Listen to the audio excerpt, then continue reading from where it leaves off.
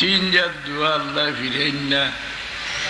এক জাত দোয়া হইল বেফানা হইয়া, আল্লাহ আর আমার যাইবার জায়গা নাই, তোমার দরজা জনে খালি ফিরলে আর আমার হাত বাড়াইবার জায়গা নাই। আল্লাহ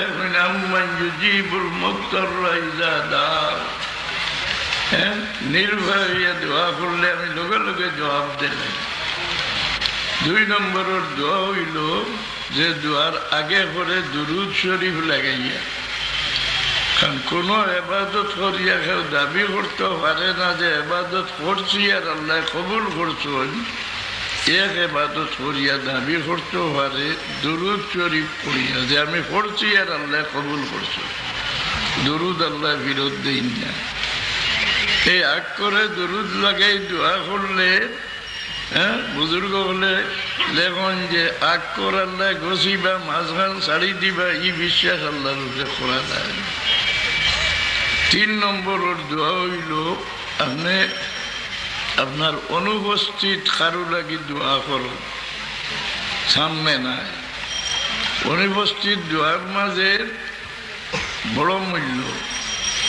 ইব্রাহিম আলাইহিস সালামে আমার রসুলুল্লাহরে না দেখিয়া না পাইয়া রসুলুল্লাহর লাগি দোয়া করার কারণে আল্লাহ তানে সারা নবী সকলের মাথার উপরে উঠাই দিলেন। আমরা সুযোগ দিছেন আদামর বাদর যে দোয়া, এই দোয়াটার মতো মূল্যবান দোয়া ইসলাম ধর্মত নাই। আল্লাহ সুযোগ দিছেন যে ইব্রাহিম আলাইহিস সালামে আনা দেখিয়া দোয়া করিয়া এত লাভবান হইলা, হে উম্মতে মুহাম্মদী তোমরা আমার হবিবর লাগি না দেখিয়া দোয়া করো, তোমরা বড় দরজা হাসিল করি যাইবে। এই অনুপস্থিত খারাপ লাগি দোয়া করো। এই সময় রাসূলুল্লাহ ফরমান তোমার দুইও দ্বারা দুই ফিরিস্তা আল্লাহ খাড়া করে দেন।